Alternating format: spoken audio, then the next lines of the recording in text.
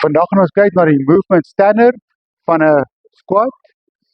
Jou movement standard vir 'n squat moet dieselfde bly, maar of wat variety squat jy gaan doen nie. Jou basis gaan dieselfde bly regdeur.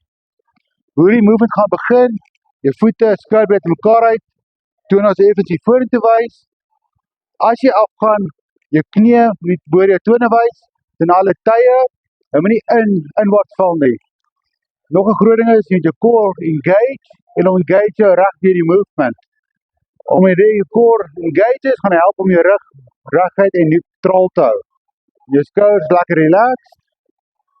Ons gaan afgaan, sit jy buite uit, maak jy gesit op 'n stoel, al die pad af tot op 90 grade, op so ver jy kan, en dan terug boontoe.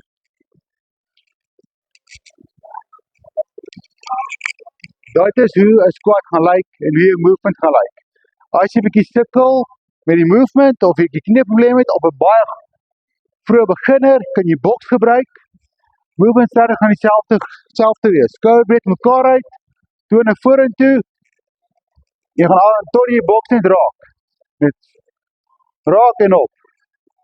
As jy bietjie meer advanced is, dan kan jy altyd 'n goblet squat doen. En jy moet lekker vashou. Movement standard bly presies dieselfde.